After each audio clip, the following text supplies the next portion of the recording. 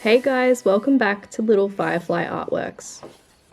This video is the start of a new series in which I'll take you through my process of creating Kind-Eyed Rainbow, an artwork that was inspired by this photo taken by Dave Arnold, who is a wildlife photographer and is kind enough to allow artists to use his work as references for their projects, so long as they credit his photos.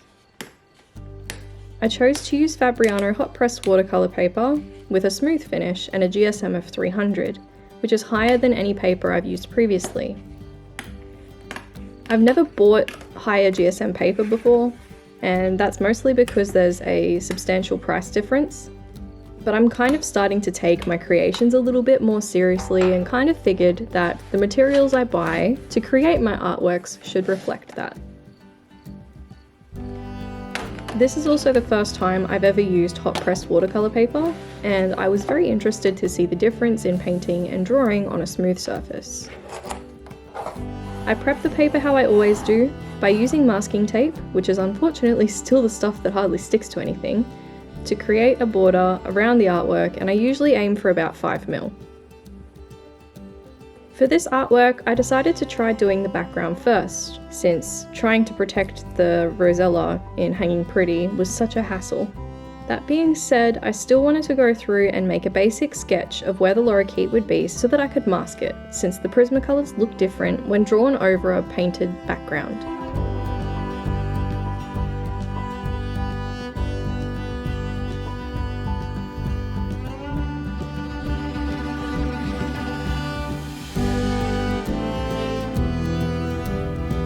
It took a few corrections before I was happy enough with the sketch to go ahead and mask out the lorikeet.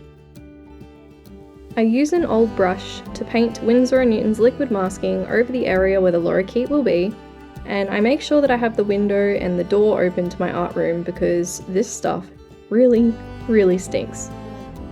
I try to make sure that there are no bubbles when I'm painting it on, because if you leave the bubbles there, sometimes it can create little spots where pigment will get through, which is not what you want. And then once I've covered the whole area, I wait a few minutes for the masking to dry.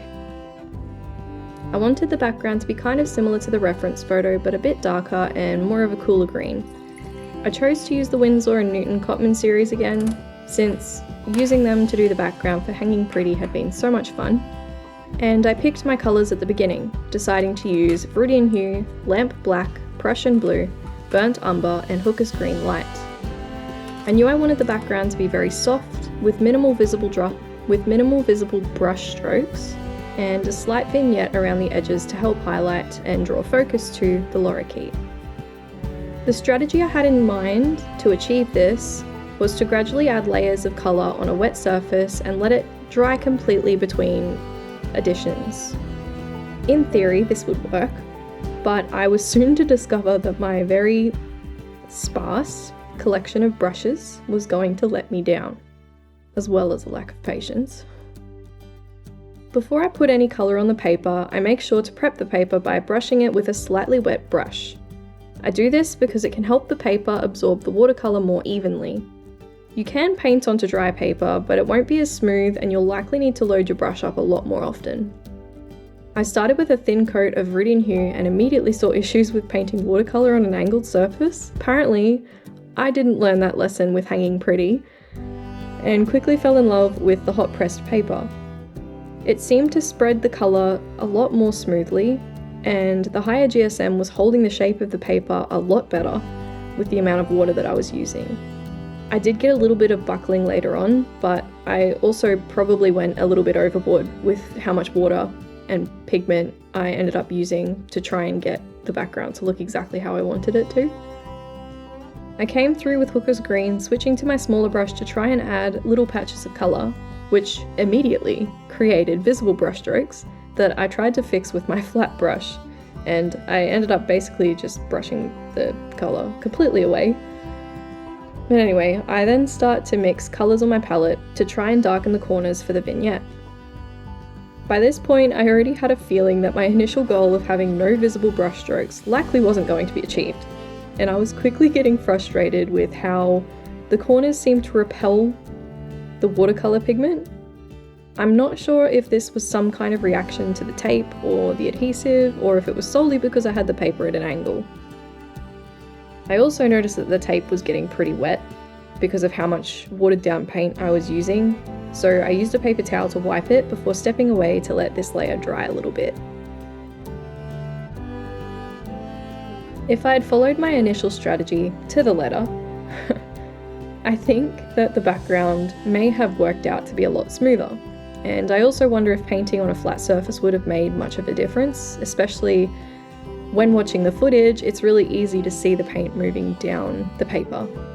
But I was pretty impatient with getting the colour as dark as I envisioned and having the vignette obvious from the get-go, so you can kind of tell I wasn't as patient as I had planned to be.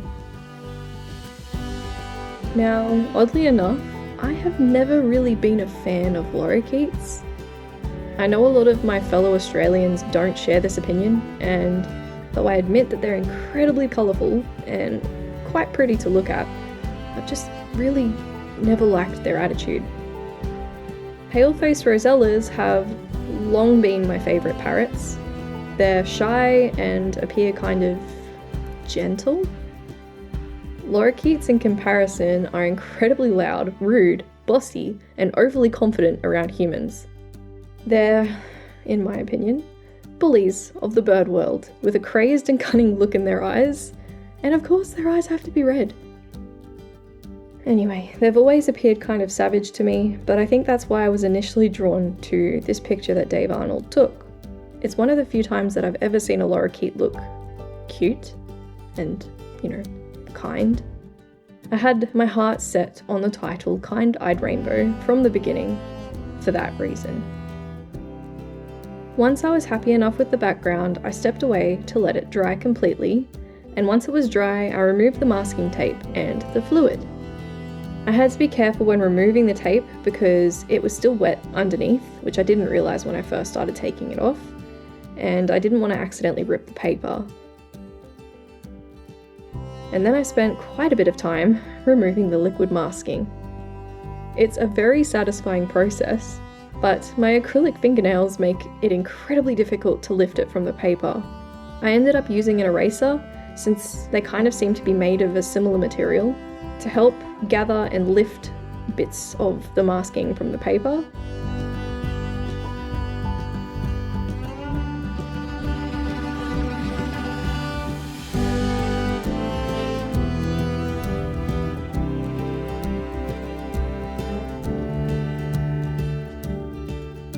The bits of watercolour pigment that have dried on the masking can also pop off and lift off when the masking is stretched, and I discovered the hard way that the oils on my fingers can reactivate the paint and transfer it to the paper if I'm not careful. So I occasionally wipe the paper with a clean and dry chucks, and I tried to also keep an eye on how stained my fingers were, and I'd go wash my hands if they were getting too green.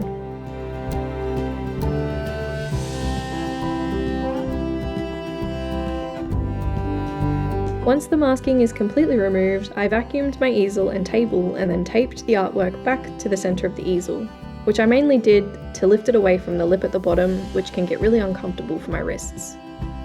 But I also find that fixing my artwork to a specific spot on the easel can help me keep the artwork in frame. Then my only other challenge is when I'm zoomed in or when my head gets in the way. And then I start working in colour with my Prismacolors. I block in the colour on the lorikeet's beak first with carmine red, and then add the gradients and highlights with a few varying shades of red, orange, and yellow. Initially I was actually tempted to finish the beak fully first, but decided it would probably be best to block in the colours for the rest of the bird in case I step away from the artwork for a couple of days. I used cobalt blue hue for the head, starting with the brow and crown, holding the pencil near flat to the paper and using light circular motions to add a light layer of pigment. This will basically act as a base for me to build on later, while also helping me to visualize where the eye and other important features go. Then I do the same for the cheek and chin, marking out where the blue feathers will meet the other colors. I use chartreuse for the back of the lorikeet's head or neck, and dark green for the top of the shoulder. There's a slightly purple patch of feathers around the lorikeet's neck, that I used black cherry for, before using apple green to block in the top of the lorikeet's back, and a mix of grass green, apple green and dark green for the wing. I also add some dark green to the bottom of the lorikeet's chest for the shaded area there before blocking in the chest with poppy red.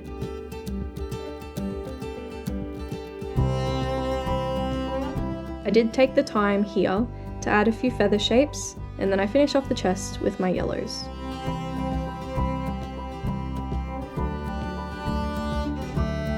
There were some parts of the head where I'd intentionally masked more than I needed to, so that I had the room to add some feather details. I went through to clean up some of those areas with a few different shades of green. While doing this, I realised that the shape of the lorikeet's neck and head didn't look right. Now, I probably could have just left it, but it was bugging me, so I coloured over the painted area to try and fix it. The pigments are noticeably different, which I knew they would be, but I hoped I'd be able to disguise it a little bit more later. I then moved the location of the eye in proportion to the beak and readjusted the lorikeet's brow with indigo blue. From here on out, I use indigo blue to lightly resketch in some of the face details. I've mentioned before that I avoid using graphite in conjunction with the Prismacolors because the shininess from the graphite is often visible through the colours. I blocked in the shaded area around the eye and the nose before trying to fix the back of the neck by using some lighter greens and yellows to disguise the darker section, which kind of worked.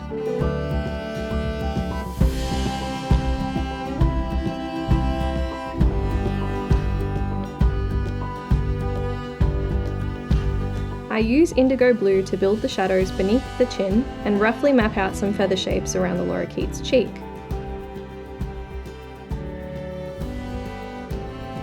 Since they kind of appear to be like a grid light pattern or scalish pattern, I experiment with adding one. It looks terribly boxy to start with, but it eventually does look how I envisioned it.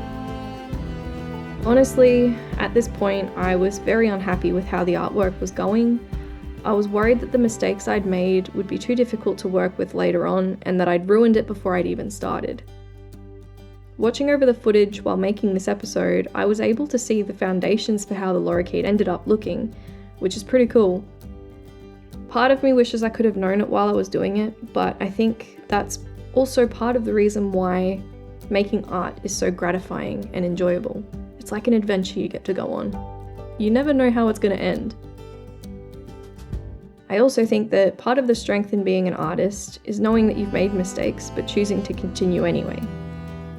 My husband also likes to tell me that the only person who knows the mistakes are there when it's finished is me. And now you guys, because you get to watch me talk about them. I got a bit intimidated by the feathers, so I decided to switch to working on the beak.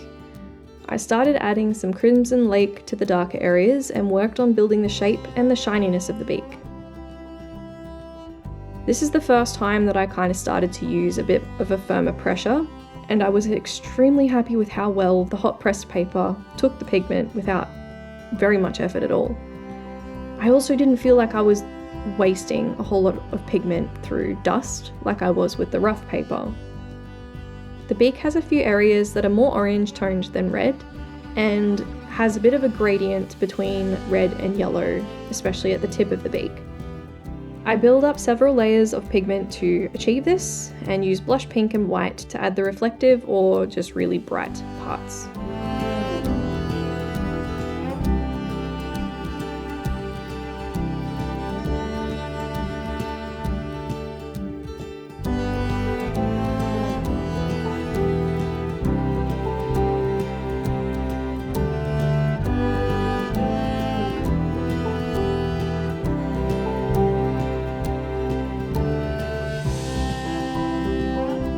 By this point, I'm pretty happy with how the beak is looking, but there were still some areas that I wanted to be a little bit darker. So I add Tuscan Red to my rotation of colours, focusing mainly on the darker sections. I did find that the Tuscan Red wasn't as buttery as the Crimson Lake, and kind of got around it by blending it in with my other reds to kind of smooth it out a little bit. I work on the lip of the beak to make it look sharp, adding highlights and shadows until it looks how I want it to.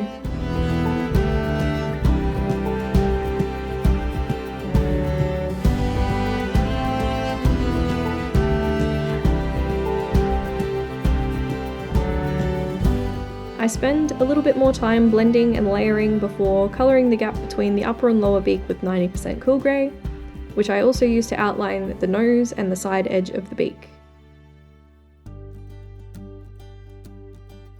I use the 90% cool grey to add some feather textures around the nose, before also using it to add the shaded sections around the eye and beneath the beak.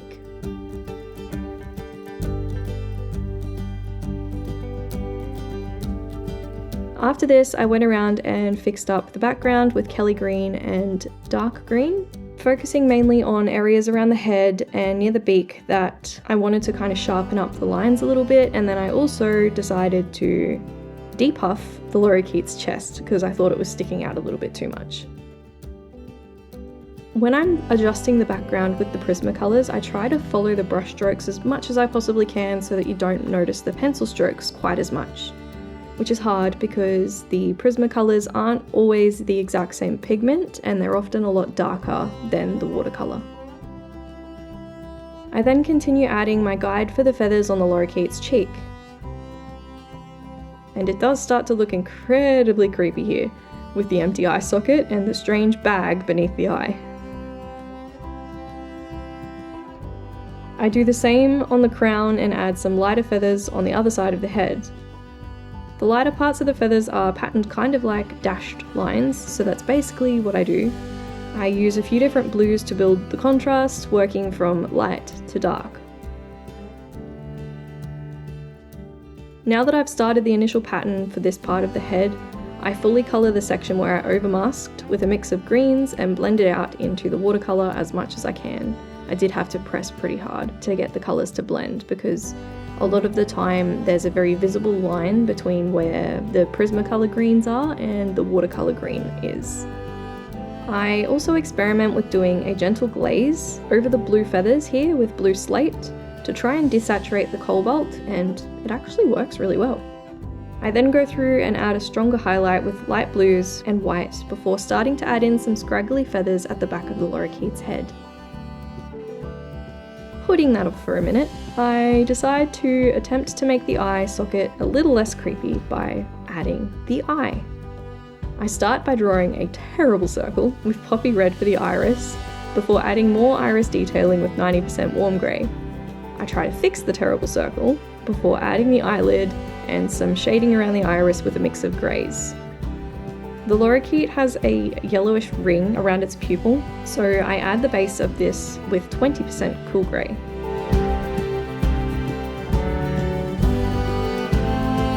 And I don't think it's helping to make the eye look less creepy by this point, but bear with me. I start building the texture of the skin. Scales? What's the equivalent for birds? Whatever. Around the eyelid and the eye with 90% cool grey. There are several folds here that I build shadows for first before adding lighter skin textures with 20% cool grey. I also use the 20% cool grey to add the highlights along the bottom of the eyelid.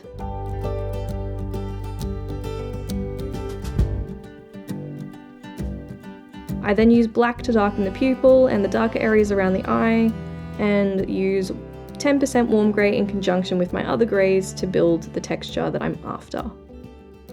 Once I'm happy with the skin/scales around the eye, I use cream to give the ring around the pupil a yellow hue, though it's not as vibrant as I wanted it to be, and I end up swapping it out for sunburst yellow. I work over it with my reds and blacks to tidy up the ring and fix up the colour of the pupil, and I also brighten the lower corner of the iris with blush pink and white. Then I choose to move on, even though I still wasn't quite happy with how the eye looked. I start building the feather textures above the lorikeet's eye with blue-violet lake, following the same dashed line pattern that I was using before to roughly add in the feather patterns and direction. I focus on adding the lighter colours first, a technique that I've used when drawing with the Prismacolors before, when I used them to draw this blue-banded bee's furry body. Packing lighter pigments down first and then following with the darker pigment helped me to build the texture easier, since the darker pigment didn't really draw over the lighter if I used a light pressure with the darker pigment. After adding my lighter pigments, I come through with cobalt blue and violet blue to carefully add the midtones. The cobalt is softer than some of my other pencils and can apply relatively easily over the lighter blues, even though they are packed in. So I just make sure to use a gentle pressure and try to avoid the lighter spots as much as I can.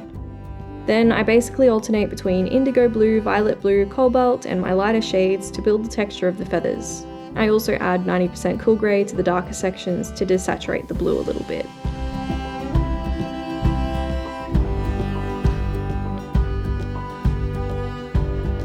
And then I move on to work on the nose, procrastinating once again, using several shades of grey to create a scaly texture and to add shadows and highlights, finishing off with a white highlight. I darken the edge of the beak so that it fits better with the feathers next to it, and then obsess some more about the shading around the lorikeet's eye. Once I had finished the nose, I actually stepped away from this artwork for a few months. Mainly because during that time I was getting married and the wedding kept me very busy, but it was also because every time I looked at the lorikeet I could just not see past the crazy eye and the old man bushy eyebrow. As I said before, I had my heart set on the title Kind-Eyed Rainbow, and at this point I just could not see a kind eye. And the other titles that I brainstormed and kind of played around with just weren't right. My motivation also wasn't helped by the amount of work that I knew would need to go into finishing the artwork and how much of my pencils it was going to take. I wasn't sure if it would end up being worth it if I couldn't fix the eye or disguise my other mistakes. I think I had also made it harder for myself by planning to do the artwork piece by piece or section by section. Usually, when I get intimidated by a section of an artwork, like in Hanging Pretty, I'll switch to a different section until the intimidation passes. But when I was making the episodes for Hanging Pretty, it was almost whiplash inducing to edit because I kind of just jumped all over the place. So since I started the head for this one, I didn't want to move until the head was finished. Hopefully it makes it easier for you guys to watch. But when I finally continued working on the lorikeet, I started working in the feather details on the cheek, using the same dashed line pattern that I used before. For some reason the cheek just felt less intimidating to me than the top of the head, even though it was basically the same drawing techniques I'd have to use. Each feather is shaped like a scale or a fan, with a few barbs in the centre that are brighter than the others. The dashed line pattern is the brighter section of these feathers, and I come through later to add the darker parts with sharp pencils since this lets me clean up any messy lines. It's a lot easier to be more precise that way. I add the darker sections at the edge of the blue areas and actually considered moving to work on the back of the neck for a little bit, but resigned myself to finish the blue areas first.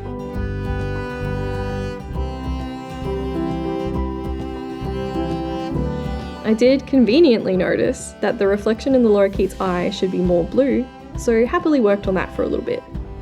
In doing so, I finally figured out why the eye had been bugging me this whole time. The shape of the lower eyelid. So I worked to correct the shape so that it hopefully starts looking less energized and more kind. Honestly, times like this, I love using these pencils. They're pretty forgiving within reason.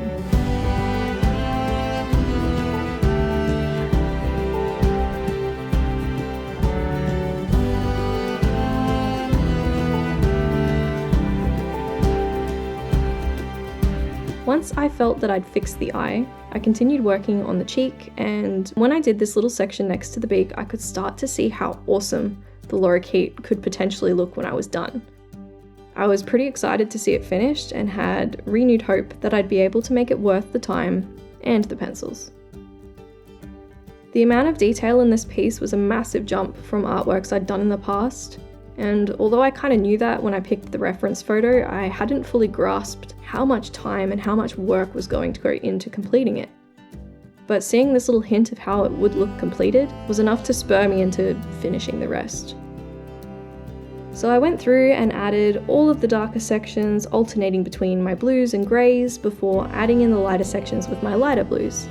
I did have to push the lighter blues into the paper pretty hard to get the colour to pop how I wanted it to, and I also decided to go through and add some white highlights to give them an extra hit of brightness. I tried to gradually add in the darker colours, only applying pressure to the sections that were noticeably darker, and I usually did that using either indigo blue or 90% cool grey or a blend of both. I got momentarily distracted, obsessing over the eye shape and details again, in my opinion, finally fixing it.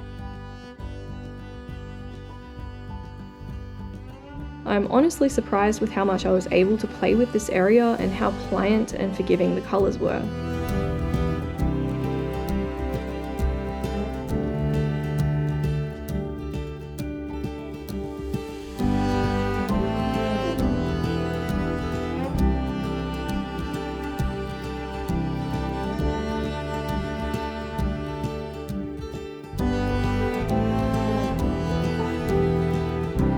After that, it was just a case of layering, layering, and more layering.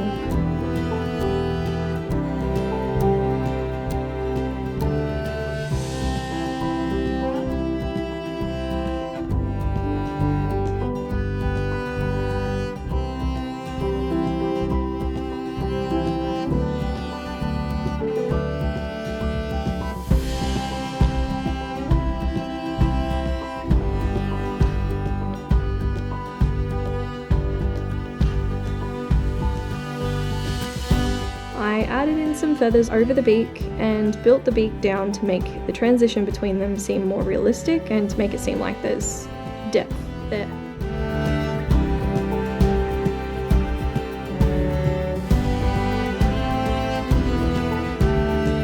As I start doing the feathers on the bottom of the lorikeet's cheek, I gradually increase the purple hues I use and lessen how much of my highlight blues I use since they're slightly darker. For my mid-tones, I switched to using greyed lavender alongside blue violet lake and imperial violet alongside my darker blues and greys.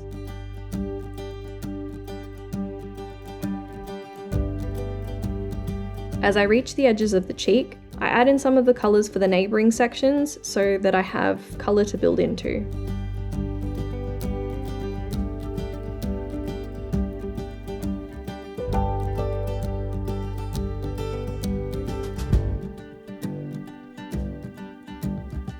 You can't really tell by watching it, or I suppose maybe you kind of can, but this part was the most time-consuming part of the video.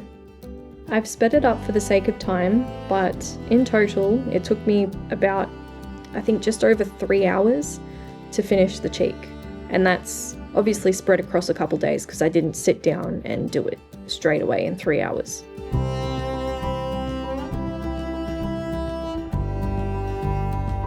Once I had reached this stage though, I was incredibly excited to see how handsome this little fellow would look when I was done. Since I had already gotten into the groove of building the feathers on the cheek, when I moved to the top of the head, I had a lot more fun working in the patterns and colours. I did add indent thrown blue to my rotation of darker blues to create a little bit more variation, and I was determined to make the old man eyebrow disappear into the rest of the head.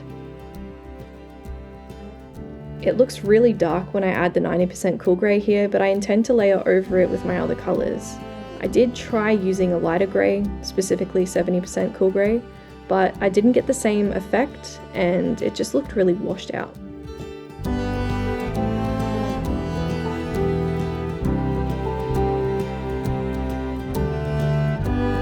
As I work towards the top of the lorikeet's head, the feathers aren't as vivid and the darker sections between them are a little bit more blurred, so I adjust my colour use to kind of reflect that, using more of my lighter greys, or just layering over the darker sections with a lot of my lighter colours to blur them out a little bit.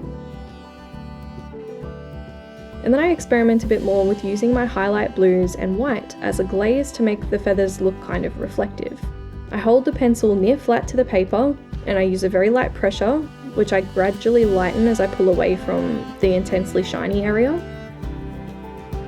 I end up adding some light cerulean blue just to enhance the blue a little bit closer to the nose, and it actually works way better than I was expecting it to.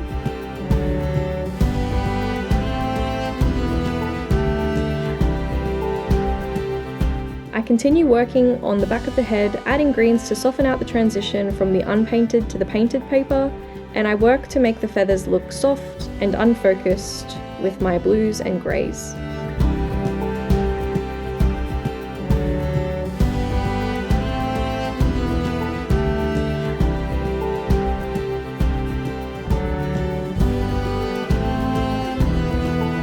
I chose to add the darker greys here as well, and to glaze over them with my lighter blues and greys because of how well it worked near the lorikeet's nose.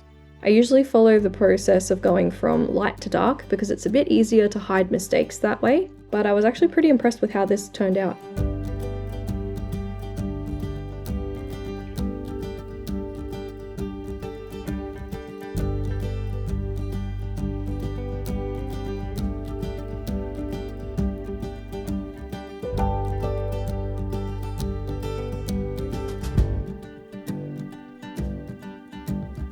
And then once all of the feathers are added, I add a final glaze with my lighter blues, and this is where I'm going to choose to finish this video. So far I've covered about 5.5 hours of footage. It was really difficult to choose where I wanted to break it up into episodes, but with the head finished, hopefully it doesn't feel too disjointed finishing the first episode here. Watching the lorikeet's head come to life from the bare paper up has been incredibly gratifying. There's still a part of me that wonders how I was actually the one who drew it, but at least I know I was present the entire time, and I have the video evidence. I hope the process is as fun for you guys to watch as it was fun for me to create. And for my fellow artists, be patient with yourself and your artworks. Be persistent. Sometimes mistakes make the artwork. Sometimes you don't even notice them by the end. But more importantly, anyone else who looks at your artworks is never going to see what you do. So, take care, and until next time, don't forget to stay inspired.